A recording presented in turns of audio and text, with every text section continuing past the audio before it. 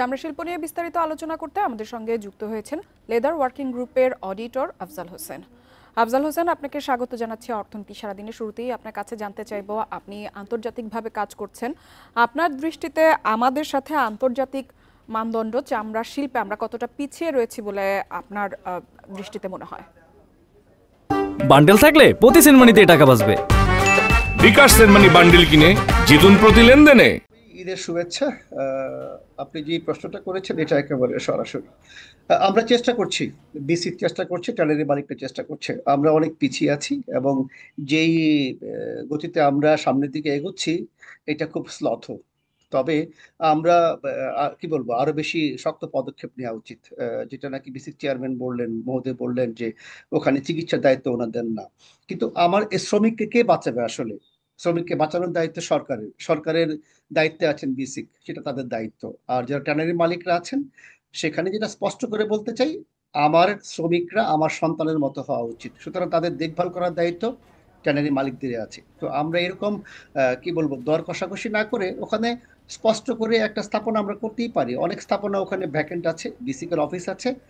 আমরা সাভার ইউনিয়ন অথবা সাভার উপজেলা চেয়ারম্যান যারা আছেন ওদেরকে সহায়তায় সরকারি যে সংস্থা আছেন, স্বাস্থ্য মন্ত্রণালয়ের সাথে বসে আমরা সহজে এটা কিন্তু সমাধান করতে পারি। পদক্ষেপ নেওয়াটা জরুরি, সেটা যে কোনো পক্ষ থেকেই হোক। আমি বলবো বিসিক এটা নিলে হয়তো খুব সহজে এটা করে ফেলতে পারবেন একটা স্বাস্থ্য ব্যবস্থাটাকে সুষ্ঠুভাবে পরিচালনার জন্য। আফজাল হোসেন, চামড়া শিল্পকে আন্তর্জাতিক মানে করতে কি ধরনের উদ্যোগের অভাব রয়েছে আমাদের দেশে? বিশেষ করে রপ্তানি বাণিজ্যে আরো ভালো করতে আমাদের কি করা উচিত বলে আপনি মনে করেন? স্পষ্ট করে বলতে চাই, আমাদের একটা রোড ম্যাপ দরকার, একটা লং টার্ম। আমরা মানে বাংলাদেশকে যদি বলি, আমি in a word is a country of emergency. আমরা আগামীকাল কি করব জানি না, প্রবলেম হয়ে গেলে আমরা ছুটোছুটি শুরু করে দিই। এই জায়গা থেকে বেরিয়ে আসতে হবে।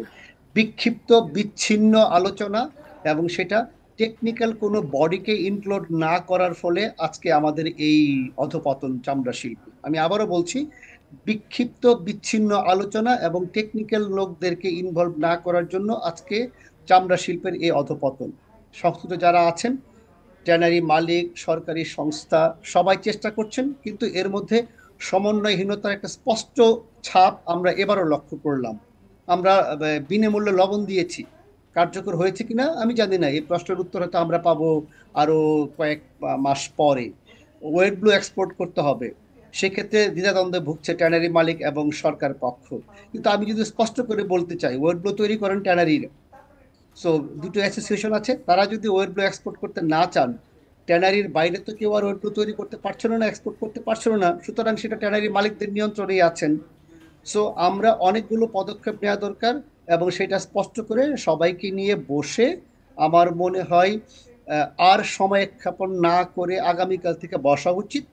লেদার ওয়ার্কিং গ্রুপের যে সিলেবাসটা আছে সেটা স্পষ্ট করে দেখা উচিত। সেখানে একটা সুন্দর কমিটি করতে পারি, আন্তর্জাতিক মানের কমিটি, সেটাকে নিয়ে কাজ করলে আমার মনে হয় খুব অচিরে না হলেও আমরা হয়তো সফলতা দেখতে পারবো ইনশাআল্লাহ।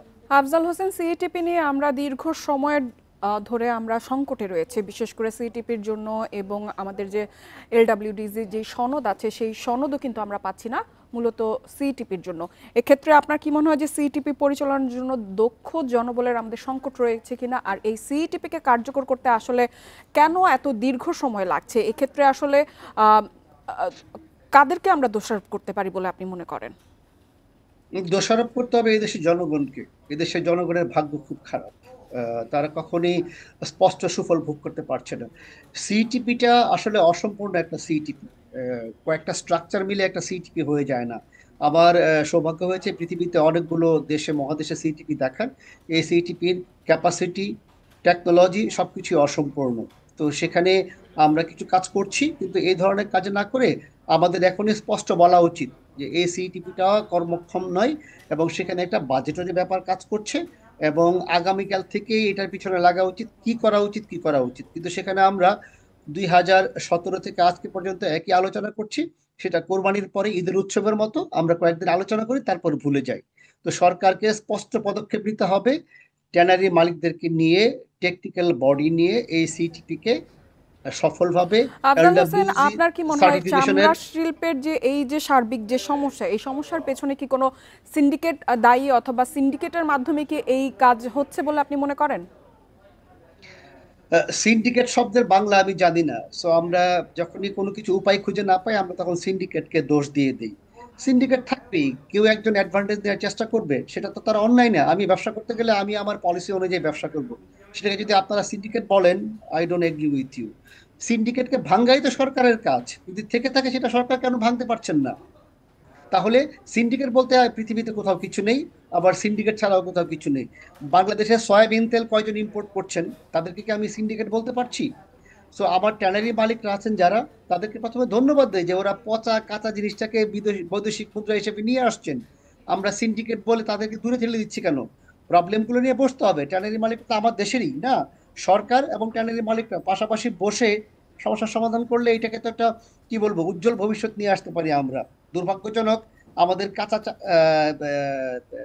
পাট কোথায় গেল আমরা এখন জানি না, চায়ের অবস্থাও ভালো নেই, চামড়াও কোথায় যাচ্ছে আমরা জানি না। তো এরকম দোষারোপ না করে, সিন্ডিকেট না বলে, আমরা সবাই যেহেতু এই দেশে আছি, সরকার, ট্যানারি, টেকনোলজিস্ট এবং অন্যান্য স্টেক হোল্ডার আমরা বসে এই সিন্ডিকেট আছে কি না আছে বা সমাধান কিভাবে করা যায় তা নিয়ে স্পষ্ট আলোচনা করতে পারি। এবং উজ্জ্বল সম্ভাবনা আমাদের যেহেতু রয়েছে, যেহেতু আমাদের চামড়ার মান গুণগত ভালো, টেকনোলজিস্টরা ভালো মানের চামড়া তৈরি করছে এবং বিশ্বে আমাদের সুনাম আছে, আমরা হয়তো কাজে লাগাবার চেষ্টা করছি না। এটাই আমার সিন্ডিকেট, আমরা যে কাজ করছি না, এটাই বড় সিন্ডিকেট আমার কাছে মনে হয়। আফজাল হোসেন, আমাদের সাথে যোগ দেওয়ার জন্য আপনাকে অসংখ্য ধন্যবাদ।